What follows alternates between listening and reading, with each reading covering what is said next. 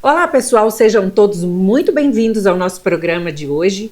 Estamos aqui hoje com a doutora Juliana Menezes, advogada de imigração, que está aqui para esclarecer todas as dúvidas que vocês nos enviaram, todas as perguntas que vocês nos enviaram, e para falarmos um pouco mais sobre as novas leis imigratórias e todo esse alvoroço de imigração que está acontecendo no dia de hoje.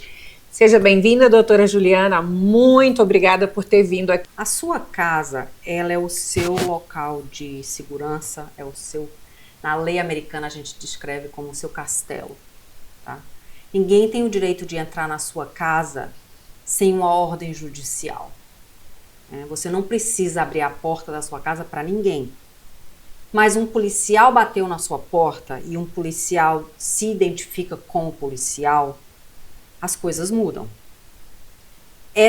No finalzinho do mês de agosto mesmo, houve uma expansão dos poderes dos agentes imigratórios, onde eles agora irão poder emitir ordens de prisão para as pessoas, onde eles vão poder executar ordens de prisão. Então, nesse momento de mudança novamente legislativa, de mudança de políticas imigratórias, é importante que você saiba do que está acontecendo, porque se realmente esse policial tem uma ordem de prisão contra você, válida, ele se identifica, vamos supor que ele passe essa ordem de prisão para você embaixo da sua porta, você diga ali, eu não vou abrir a porta, por favor, me mostre o documento, e ele mostre, e seja uma ordem de prisão, e você não abre a porta, você pode ter problemas. Porque aí você está resistindo à prisão. Aí você pode estar até acumulando um problema. Né? Então, abrir a porta de imediato, você não tem obrigação nenhuma. Mas dependendo do que acontecer, da interação entre você e esse policial que está do outro lado da porta, talvez você tenha que realmente abrir a porta. Uma outra coisa, você tem a obrigação de permitir que um policial faça uma vistoria na sua casa? Não. Ele tem que ter uma ordem judicial permitindo que ele venha fazer uma busca e apreensão dentro da sua casa. E às vezes esse documento judicial, ele diz que ele só pode ir em um local da casa, não a casa toda. Então, se você falar assim, não pode, eu dou a minha permissão. Aí você está abrindo a porta realmente e o oficial vai entrar e fazer toda a vistoria.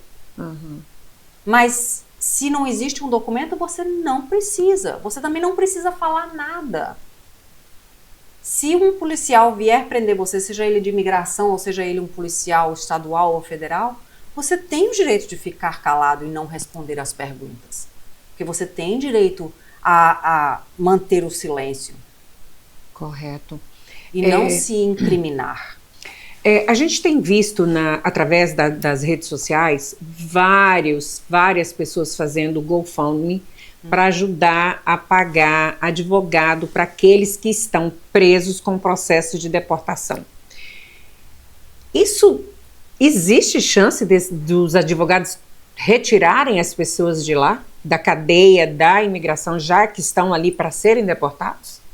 Existe, lógico que existe. Depende da situação da pessoa.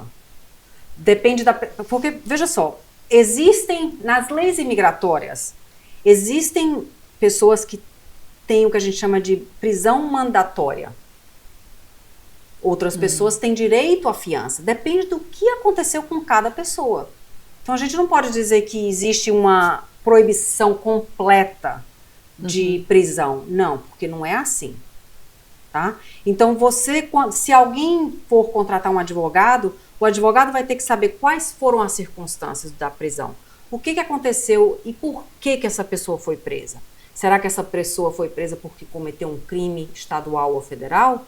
Se isso acontecer, dependendo do crime, pode ser que realmente ela tenha que ficar presa mandatoriamente. A lei pode exigir que ele não receba fiança. Tá, mas suponhamos, hoje em dia, né, a gente está falando de hoje, disso tudo que está acontecendo hoje. A imigração, o ICE vai deter uma determinada pessoa, né, que eles estão à procura. Com essa pessoa, do lado dela está uma outra que está em status irregular. Automaticamente, eles levam essa pessoa junto com eles. Esse indivíduo que foi junto e que já está na cadeia da imigração esperando a deportação, existe chance dele ser retirado de lá?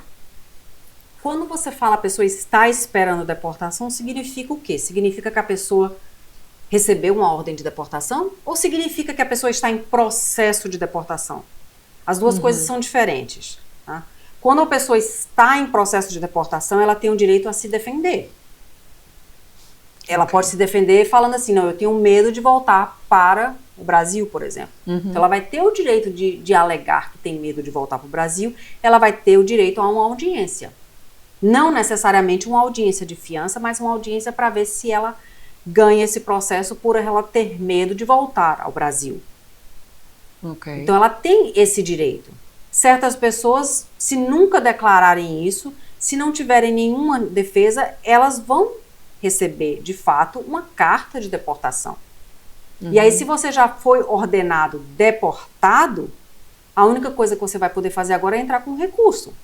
Se você entra com um recurso, você, por sinal, tem só 30 dias para entrar com um recurso. Depois que recebe a carta de deportação. Depois que recebe a carta de deportação. Você tem 30 dias para entrar com recurso. Se você perde esse prazo, a sua ordem de deportação ela é executada.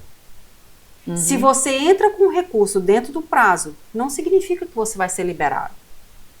Talvez você tenha direito a uma fiança, mas talvez não. Então, a pessoa está em processo de deportação significa que ela talvez ainda tenha o direito de defesa. Mas quando um juiz ordena que alguém seja deportado, a coisa muda. Então já existe uma ordem de deportação. E a qualquer momento o ICE pode deportar essa pessoa. E esse fato de que agora o Trump mudou aí essa lei de que a pessoa não tem direito nem de fiança? Não é que a lei tenha mudado ou mudou uma interpretação da lei. Quando um processo de deportação ele está perante um juiz de imigração e esse processo vai ser apelado ou vai ter um recurso, ele vai para o Board of Immigration Appeals. O Board of Immigration Appeals é a segunda instância do direito imigratório nos Estados Unidos. A questão é que o Board of Immigration Appeals está sob a direção do Departamento de Justiça americano. Da mesma forma que os juízes de imigração estão sobre o Departamento de Justiça. Então, não são órgãos legislativos independentes. Então, pelo fato deles estarem sobre o Departamento de Justiça, eles recebem influências. Então, se, por exemplo, o Board of Immigration Appeals, que está sobre o advogado-geral da nação, o advogado-geral da nação pode pegar um processo e tomar uma decisão relacionada a esse processo. Vê que coisa louca. Então, não existe independência de poderes. Correto. Né? Então, um poder está tomando todas essas decisões na vida dos imigrantes. Então, se realmente o Board of Immigration Appeals muda de interpretação porque o presidente atual tem uma linha de pensamento, não é uma mudança realmente que vai necessariamente afetar todo mundo de uma forma permanente. Faz sentido? Sim. Ou talvez eu tenha até me perdido um pouco na minha resposta, porque é muito complexo. Sim, já deu para perceber, porque, claro, você tem todo o know-how, sabe do que você está falando, mas a gente que está ouvindo, que é um leigo diante das leis, a gente fica perdido. Tá. Né? O que a gente estava falando, eu acho que agora eu consigo lembrar um pouco, é a questão das pessoas não terem mais o direito à fiança. Não é necessariamente que elas não têm. De novo, você tem que analisar como a pessoa entrou nos Estados Unidos, qual a situação dela imigratória dentro dos Estados Unidos, o que aconteceu e levou essa pessoa a ser presa. Para saber qual o estatuto, qual a lei que é aplicável a essa pessoa. Dependendo de qual a lei, ela vai ter direito ou não à fiança. Então, essa interpretação foi que mudou atualmente. Tá. De como a pessoa foi... No momento em que ela entrou no país, ela foi liberada por fiança através de qual lei?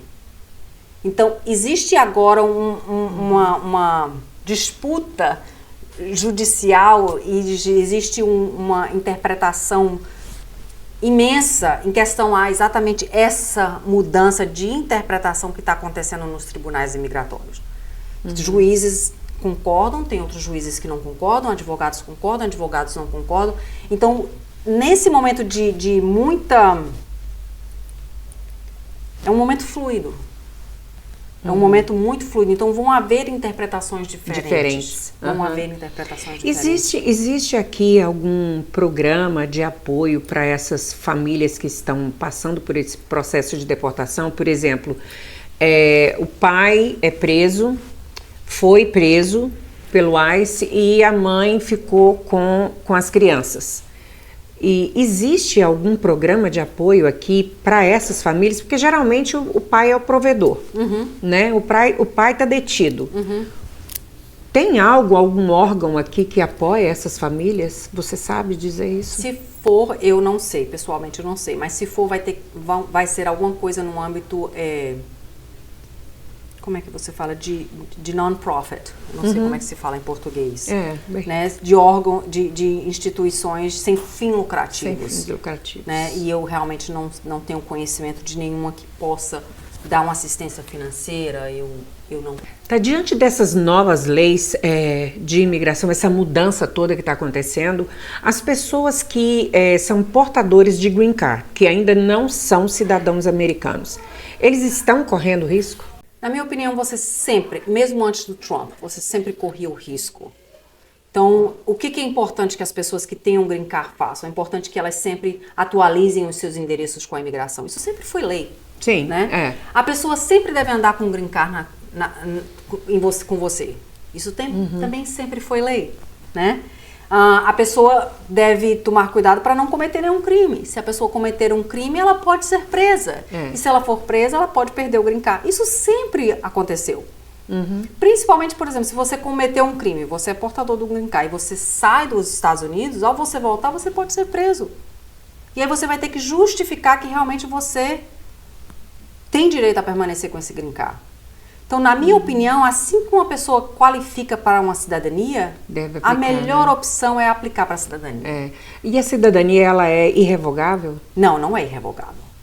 Ela pode ser cancelada se você, por exemplo, obter o seu green card de forma fraudulenta. Ok.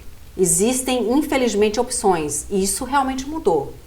Antigamente, você raramente escutava falar que uma pessoa perdeu a cidadania americana. Hoje em dia, a coisa está um pouquinho mais perigosa. Interessante. Eu apliquei para o Global Pass. Tá. Eu fiz uma aplicação para o Global Pass, né, onde facilita para a gente quando a gente volta de viagem de outro país e tal. Quando me chamaram para entrevista, eu pensei que fosse simplesmente, estou ali, mostro, né, meu passaporte, minha identidade e pronto, acabou.